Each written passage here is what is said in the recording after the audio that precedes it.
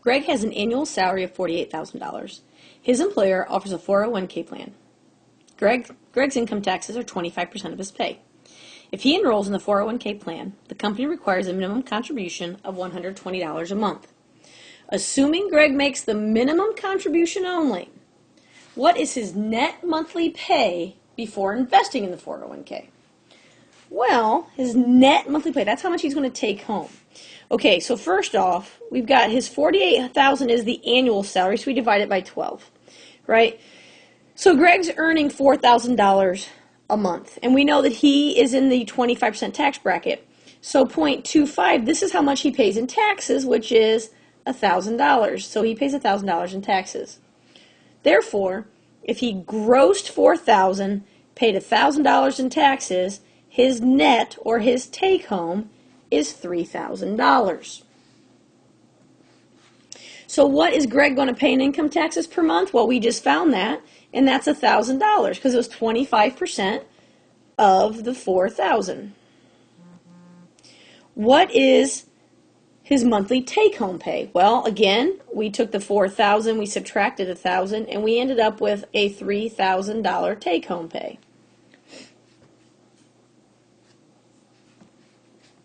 If Greg's employer matches 50% of the contribution, how much will the company contribute on his behalf? Well, okay, so if Greg's putting in $120 a month and the company does 50%, well, half of that is 60. Whoa, that's a 6. So the company will put in $60 a month, and it says annually, right? Annually means per year. So $60 a month for 12 months means the company will put in $720 per year. And then E, how much money will be invested in the 401k each year, assuming no other changes are made? Well, if Greg puts in $120 a month times 12 months, that's $1,440, and we already know the company from the previous one, so this is Greg, and the company is going to put in $720, so $2,160 is how much would go in every month. Okay. And number 9. What would you type into Excel to calculate the future value? Oh, we're done talking about Greg. This is a new problem. What would you type into Excel to calculate the future value of a 401k account if you deposit $100 each month into an account with a 6.1% interest over 34 years? So, because it's a 401k, we're using the future value. I do my interest rate and I divide it by 12 because, again, we are putting money in every month. 12 months in a year, 34 years in this investment piece, and we're putting in $100. So this is what we would put into an Excel. And if you type that into Excel, that's fantastic. The amount, and you probably should try it. Make sure that you have everything set up okay. You would end up with $136,030.71. Right? So Excel is really nice for giving you an estimate. And this is assuming that you are keeping $100 a month always in the same interest rate over the entire piece. If any of that changes, this value would change as well. Okay, now number 10. What would you type into Excel if you deposited $120 each month over 30 years with a 5% interest rate, right? And again, this is a 401k. So once again, we are talking about future value. Interest rate, 0.05 divided by 12. 12 months in a year times 30 years, and we're putting in $120. So that's what we would type into Excel, and Excel would spit out $99,871.04. And you might think, well, we're putting more money in. Why is the amount less than it was on that last problem? Well, 2 reasons, really. Less percentage and less years. Both of those things will factor in to being a little bit less.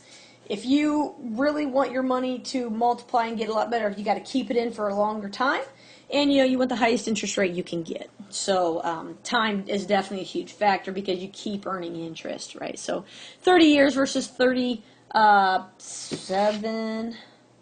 from the previous one. That 4 years makes a difference. Okay, question 11. Steve intends to deposit $200 out of his monthly pay into an account that has a 4.25% APR until he retires in 35 years. Steve's employer will match 100% of his contributions up to $125 a month. So what should he type into Excel? Well, first of all, before we do that, I want to talk about this. Steve's going to put in 200. The company's going to match up to 125. So 200 plus 125, that means 325 is the amount that's going in every month, right? 200 from Steve, 125 from the company. So in Excel, future value, I've got my percent divided by 12. He's retiring in 35 years, and $325 is going in. So therefore, at the end of 35 years, when I type that, I'm going to type that into Excel, and Excel is going to spit out at me $313,321.48. So, and the nice thing is that Steve's not putting all the money in, right? Steve is only putting up $200 a month, and the company is doing the rest. So part C, how much was actually deposited by Steve? Well, as I just mentioned, Steve was putting in $200 a month. There are 12 months in a year, and there are 30 years in what Steve is doing. And that comes out to be $84,000. So if you think about it, Steve invested $84,000, and when he retired, he had $313,000. Those numbers are not the same, right? He's earning a lot. He's getting a lot of extra dough. So how much was deposited by Steve's employer? Well, they put in $125 a month, 12 months a year. Oh, goodness. Why didn't anybody tell me? 35 years. Sorry about that. 35 years. So when I multiply 125 times 12 times 35, the company put in $52,500. So that's another full year of pay. If you think about it, $50,000.